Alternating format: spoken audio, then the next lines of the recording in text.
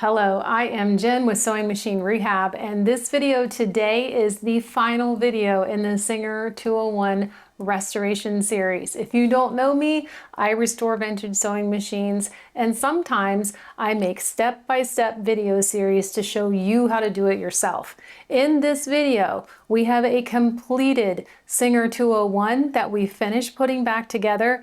Today we're going to test sew. We have a few final adjustments to make. Let's jump in. I can't wait to get started.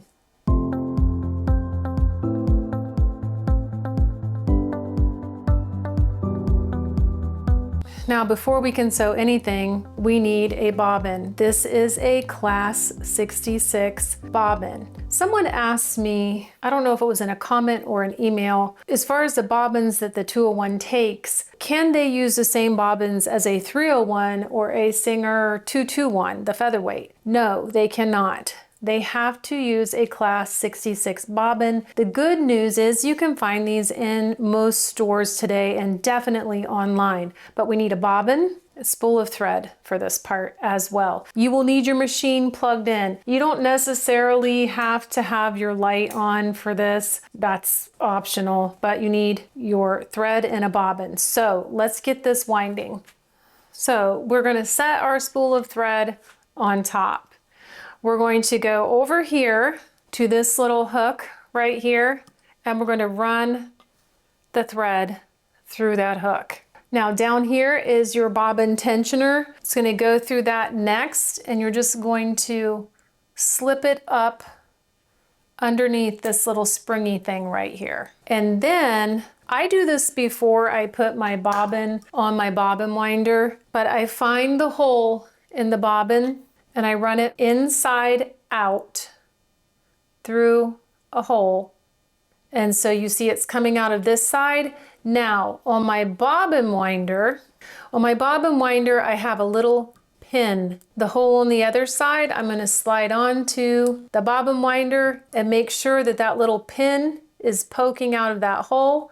And then I'm going to engage my bobbin winder like that. You push down on it. Now, this stop finger right here is holding our bobbin on so it doesn't fly off. We need to disengage the stop motion knob. Actually, we need to engage the stop motion knob. Hold your hand wheel counterclockwise, and then have some scissors handy. But you're going to press your foot control and wind your bobbin. Now I want you to pay attention. Watch this thread. It should be going back and forth evenly from side to side all the way. Just like that. Now, once you get a decent amount, go ahead and snip that tail so you don't have to hold it anymore. So if yours is not winding evenly, so if it's going too far to one side or the other and it's not fully covering the bobbin,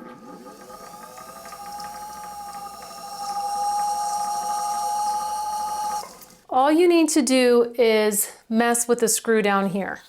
Right here is a little screw. You can loosen it and you can try sliding this entire piece right and left until you get your bobbin to wind evenly. Usually if you have it centered in the opening, you're good to go. So we've got some thread on our bobbin. Before we do anything else, grab your hand wheel, disengage that stop motion feature. And what do we do next? We're going to take our bobbin and we're going to put it in. Open your slide plate. Do you see how the thread is coming off my bobbin? If I'm sitting at the front of my machine, the thread is unwinding towards the front. We want to have it winding on towards the back. Just plop it in just like that. And then we're going to take our thread, and there's a little cutout here in the bobbin case. We're going to pull it through until it does that. Now, I am pulling this just by hand. To me, it's pulling just a little bit too loose. It should have just a tiny bit of resistance. So I want to tighten up the tension just a smidge, and it is the bigger screw the second screw, if you will. So I have my first screw on my bobbin case that holds the spring on. The second one is the tension spring. It's a little bit weird to do this at an angle, but if you have the right screwdriver, just tighten it or loosen it depending on what you think you need. So I'm actually turning that screw down a little bit tighter. I like that. I could be wrong, but it doesn't just slip off. Like there's just a little bit of tension. So I'm gonna leave that. Make sure that this is under my spring here. And I'm just gonna, slide this closed. And there's a little gap here in your needle plate, between your needle plate and your slide plate. You can just leave the thread there. Now let's pop a needle in the machine. Put your needle bar up to the highest position by turning the hand wheel, and the flat spot of the needle faces this end of the machine. Make sure it's all the way up and the flat spot is facing this way. This has a flat spot. This is shaped like the needle right here. The flat edge here, flat edge of the needle also here. That is for the 201. That is not for every other singer out there, so always check your manual. But for this one, flat spot on the needle facing this way. Now, we need to thread this. So in the beginning, when you're doing your first little bit of test sewing, you might want to use a different color of thread from your top thread and then your bobbin thread, so you can really evaluate your stitches. So I'm just going to use this gold colored thread. I like to put it on so the thread's coming off from the front side. Again, that's probably an opinion thing, but that's what I like to do. Now, I'm going to run it through this hook right here. And then let's take it through the tension. So you want your presser foot up, not down. You want it up, and you're going to run it right along this slack thread regulator. There's a little guide here. It's going to go along that, and it should go between the two tension discs. Do not let it go behind. That's the easiest mistake to make here, is the thread will slide behind the two tension discs. Put it between them, make sure, and then we're going to pull it up and watch the spring. Okay? I pulled the spring all the way up, and then the thread catches on this little finger here. Then I'm going to thread it through the eye on the thread take-up system, and I'm going to click it into place right here. I have another thread guide right here, and then I'm going to raise my needle up, and there is another thread guide right here. Now, this threads from right to left. Do you see your thread guide here? It's on this side. That's one way you can remember. So I am turning on my light for this, and I'm just going to slide that thread right into the eye of the needle. Now, I want to see if my needle thread is going to pick up my bobbin thread. So I'm just going to kind of hold both tails, and I'm going to rotate my hand wheel and tug on that thread. And there we go.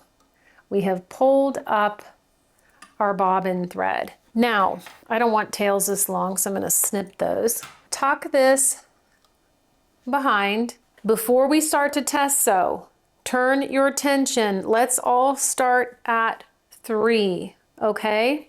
Now, get yourself some fabric. Start with cotton, especially if that's what you're mainly going to be sewing, but just start with a piece of cotton. I think this might be part of an old bed sheet I cut up. So my first stitches I'm actually going to do at 6 stitches per inch. Those are the ones I'm going to do first. Then I'm going to move up to like the 10 or 12, the finer stitches up high between 20 and 30. I'm going to test reverse, but my first stitches are the 6 per inch, as low as this will go, okay?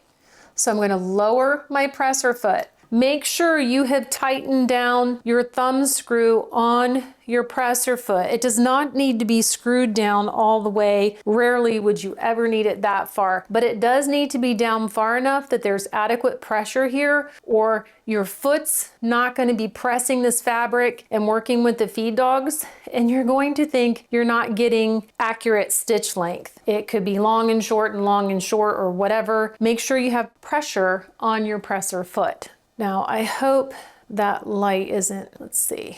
I'm gonna leave this light on, but I am well aware that it's going to maybe make lines in the video, and there's just nothing I can do about that. So 6 stitches per inch. I'm going to kind of hold my thread tails here and press my foot control. Okay, I can see a couple things already, and I want to stop now and show you what I'm talking about. So I'm going to just raise my needle up. Now, hopefully this shows up on the camera. It's tight. At 3, it's tight. So I want to back out my tension a little bit. Also, do you see, I don't know if you can see it, but I can see my bobbin thread is being pulled up to the top. I have a few issues down here, but I don't worry about them on the first few stitches, frankly, for a couple reasons. Everything's settling back into place. If it keeps doing it, we'll address it. So first thing I'm going to try is changing this part of my tension dial. So I think it's too tight at 3. I'm going to press this in, and that little pin on the back, I'm going to move it over 1 hole. Okay? And I'm going to try again. I'm also going to check this spring here to make sure that isn't part of my issue. So what do I mean when I say that? Okay. Fabric's in, I still have it at 6 stitches per inch, foot is down. So as I turn my hand wheel, and I'm gonna go through 1 stitch, I have it at 3.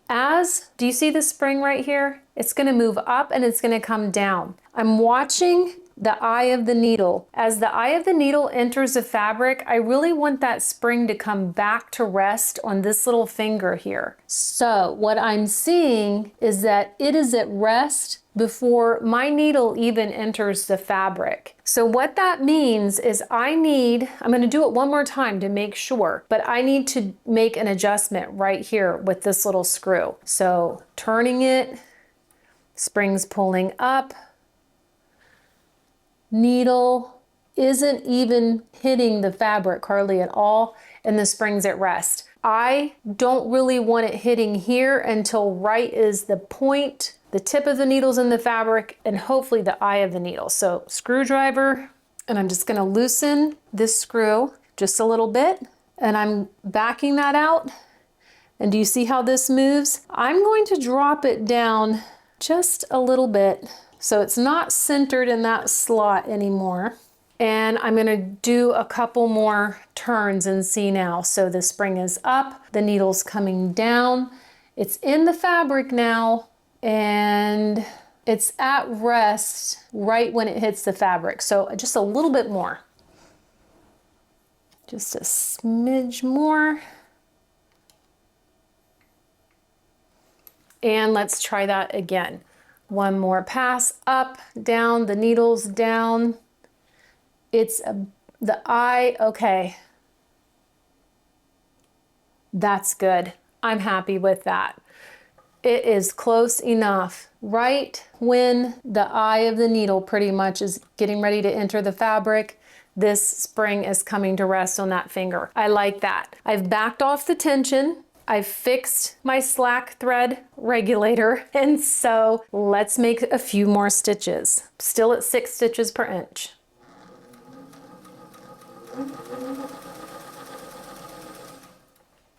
Okay. I'm still seeing bobbin thread up top. Maybe not as much, and I don't know, I know the lighting makes it hard to see, but I can still see a tiny bit, but I'm not having the puckering I saw before. The back side looks much better as well. Very good, in fact.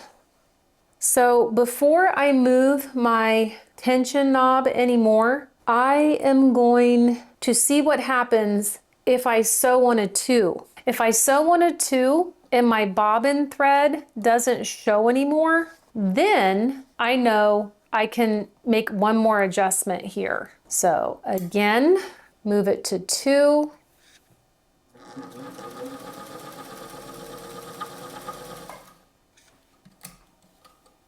Sorry if I bumped the camera right now. Okay, I might still be seeing that a little bit. And look at that, it's pretty loose back here.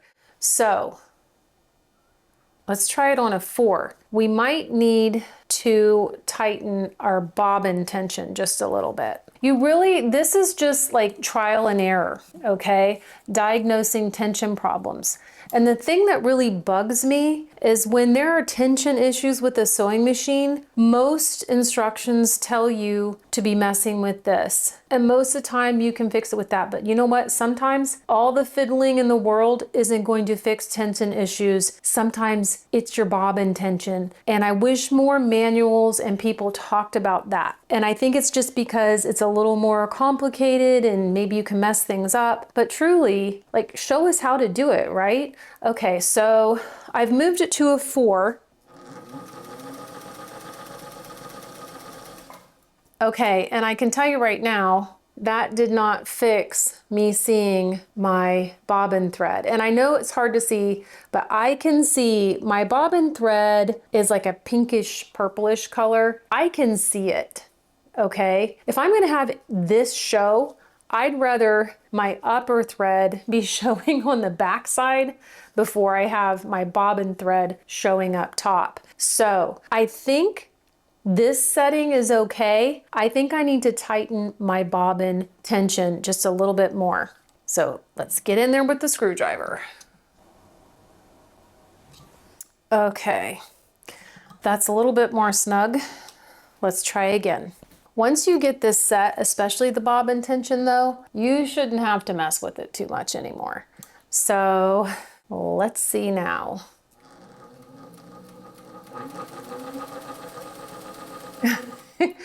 I can already see, I think that fixed it, but let's check.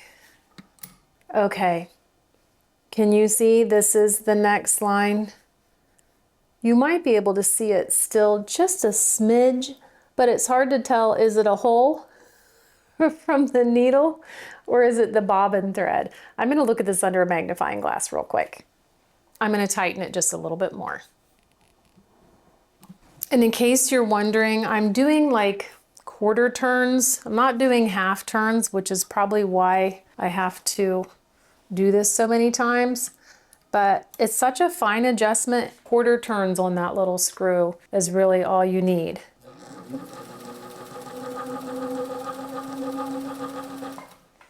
Okay, I think that's looking pretty good. Yes. So this last row is the final stitch. Hopefully the camera wants to focus on that.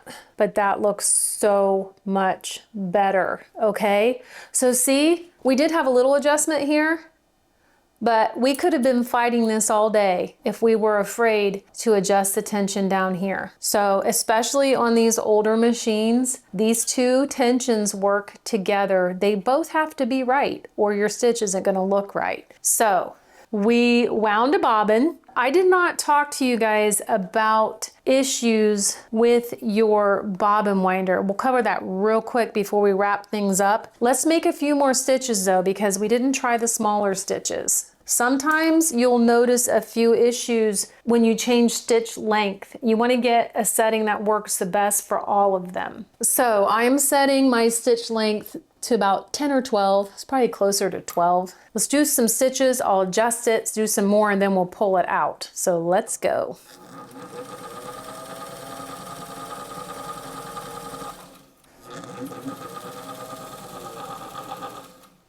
I started out with a little bit more than 12 there, so I bumped it back to 8. I'm gonna bump it up to like 20 or so. This machine is absolutely gorgeous. I wish they were just a little more portable. They're pretty heavy. All right, this is a really fine stitch.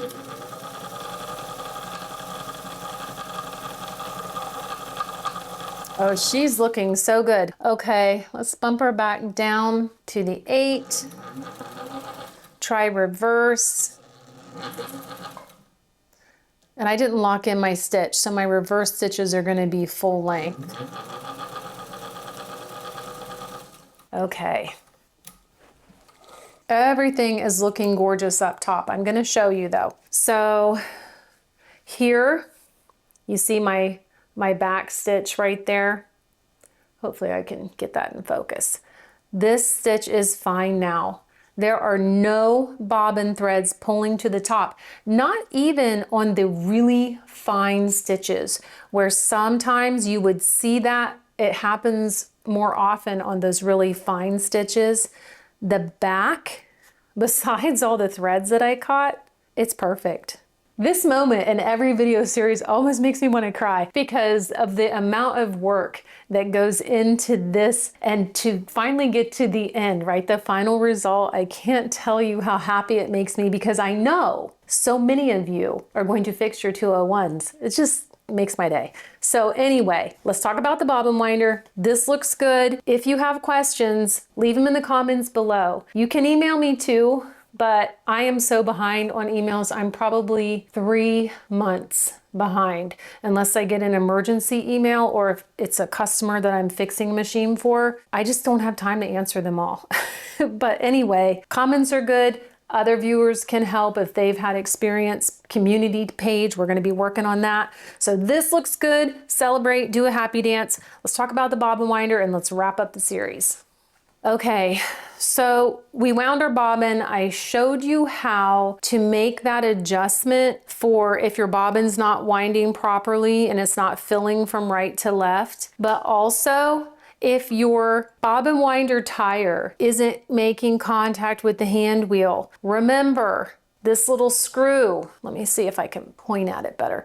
This little screw right here is an adjustment screw. And if you loosen it, if it's not making contact, you can loosen that screw and push. This part is what needs to move so it's up against the hand wheel, and then tighten it back down. Make that adjustment when the bobbin winder is engaged, not when it's disengaged.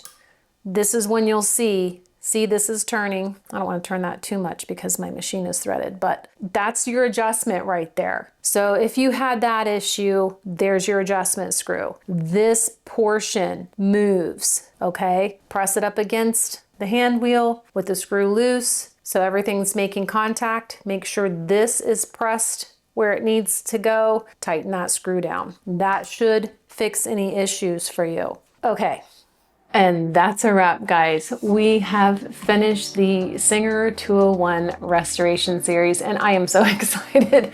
Not because I don't like making these videos, but because I know so many of you were waiting for the next video and the next video, and I do them just whenever I can. So today we did our test stitching with our 201. I hope it went beautifully for you. I hope you didn't have any funny surprises. If you have questions, leave them in the comments below. I try to get to as many as I can, but I can't answer all of them just because life. I don't have to tell you, you're busy too, I know that. But anyway, leave them in the comments below and hopefully we can figure out any little quirks that you might be having with your machine. I cannot tell you how much I appreciate you following these videos. I really, really hope they have been helpful to at least a few of you. These are amazing machines. They make a beautiful stitch. They're the Rolls Royce of Singer. Someone corrected me. I called them the Cadillac of Singers. I know that was wrong. The Rolls Royce of Singers, and they truly are. They're heavy, but boy, do they have some piercing power. So anyway, what is next? Well, first, this machine will be going up for sale. I'm not going to keep her. I have another 201 that I'm hanging on to right now. It's one I kind of hand painted, and it has a few quirks that I want to fix. And anyway, This one's going up for sale. After that, I'm going to have a few random different videos, still sewing content, some updates for you about what's going on behind the scenes. Spoiler, I have a dedicated sewing room now, so I want to show that to you all. And we're going to have a few sewing projects scattered into my YouTube content with the vintage machines and some newer machines, but possibly a Model 20, the Singer Sew Handy Model 20. That might be next. I think that's a small series that I can manage in between all the other projects I have going on. So anyway, I wish you well. I wish your 201 well. Please let us know if you have questions. I will try to help you as much as I can. Thank you so much for watching, each and every one of you. I appreciate you so much. Okay, that's it, the end. I'll see you guys again really soon. Bye.